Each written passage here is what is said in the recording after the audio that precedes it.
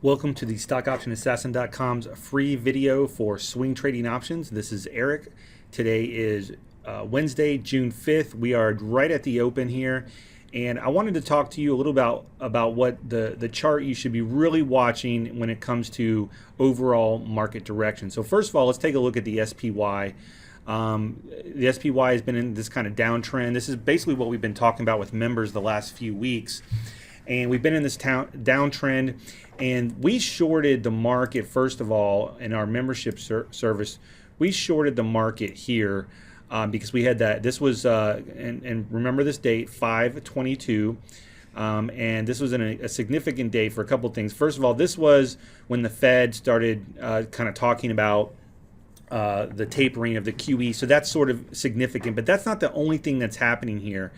And basically, we shorted here. We took a little bit of heat, and it's been kind of in this nice little downtrend.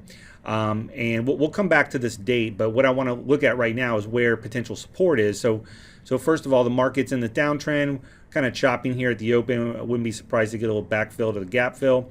But you can also see the moving averages are starting to kind of roll over here. And the moving averages I'm using right now are the 8, 13, 21, and 55. And these are all exponential moving averages. And I also have my squeeze indicator here that you can see the momentum's kind of rolling over as well. But basically what I'm looking for in the market is a push down to the 55 EMA, which is right around 160.5 on the SPY, and basically that's right around 1600 on the S&P 500 index. So you have a gap fill here at 161. You have previous, gap windows at 161. Gap fill is right around 160, just under that. You can see if I zoom out a little bit, that was sort of previous resistance. We gapped and went above that. So I'm really looking for a retest of this zone. At this point, I'd be willing to buy calls on strong names, and we're going to look at a couple names here in a minute. Some names that we are already short. We shorted SLB. Back in here, you can see the squeeze indicator actually fired short. Looking for a retest, didn't quite get it, but this has momentum to the downside. SLB is an oil services company. If demand is lackluster, which is starting to look like it is, then this may go lower. But again, if the overall market, the SPY gets into this zone and starts to rally, it doesn't matter where SLB is at that point. If SLB is at, let's say it's at 72, let's say it stays right here. If the market starts to rally, then we would probably exit our position. I think it's too late to get short at this point. I know some people are looking for shorts. The market's already rolling over. What you would want is the market, the SPY to kind of come back and retest the 21 EMA, which at this point, let's call it 164 bucks. If you get a retest of 164 and it starts to roll over, then go ahead and short your favorite names. You can short the indexes, or if you have other names on your watch list, that's where you want to get short. Another stock I'm short right now is Philip Morris, ticker PM. This rally back up. I actually shorted on this rally because we had the squeeze fire off, came back into the 8 EMA. I took a little bit of heat. I basically shorted it right around 92. Took a little bit of heat. Now it's starting to roll over. And basically, I'm looking for Philip Morris to sort of take out this $90 level or $91 level and move, closer to 90. Obviously a home run would be something around 87. Not sure if we'll get that, but the squeeze is pushing this lower, so I think the shorts are on my side on this one. So what do we do? What's worth buying in this market? Right now, nothing. I think you need to wait till we get down to, let's call it 161. And what I'd be looking at, here's a couple bullish names. Two names I'm going to throw out there for you. CSCO, I like here. CSCO, if you notice, CSCO is not doing anything. It's trading sideways. Had a great earnings call. I think CSCO is headed higher in the long run. Let me put on a weekly chart. You can kind of see this. CSCO kind of, we traded an earnings play on CSCO, made a ton of money. We closed it out the day after earnings, but you can see we came right into this previous pivot, and we're getting some nice consolidation here.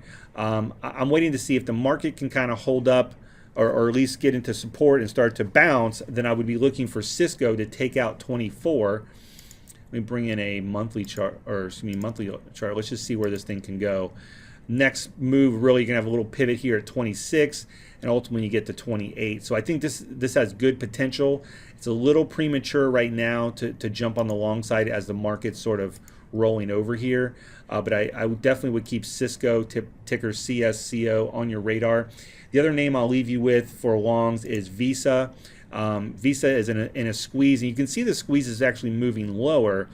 But what's happening here is that it is holding up very, very well with the market. Again, similar to Cisco, earnings was on 5-1, gapped up, and now it's just been kind of consolidating here. And this thing is at 52-week highs. This might actually be an all-time high. I'd have to check that. But what I'd be looking for, as soon as the squeeze starts to turn around, even if the dots are still red, if it starts to turn around, then I would be looking for a rally and take out this level, because the squeeze is able to push that thing higher. So those are two names that I like on the long side if the market can get in support. What I think everybody should be watching right now is the Japanese yen. You can use the FXY as a proxy here. You don't have to use the actual currency market. The FXY, remember that date we talked about, 5/22? That is when the FXY put in its intermediate term low here. It's been selling off like crazy. It is no coincidence that the Japanese yen has been selling off and the market's been rallying. But as soon as the strength in the yen started to happen, the market really started fading. You can see this is pretty much the exact opposite of the market. The market put in a topping tail on 5/22. The yen put in a bottoming tail, and now the yen is actually broken above its 21 EMA and is headed to the 55. So at this point, what the critical decision we need to look at is if and when the yen gets up here, does it keep going? If it does keep going, then the market is going to have a lot more pressure on it, and it actually could probably break those levels. I don't know that that's going to happen.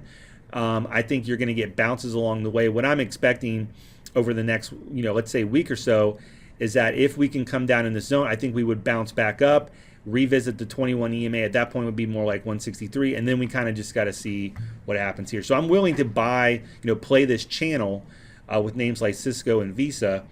But the Japanese yen is what you want to be looking for.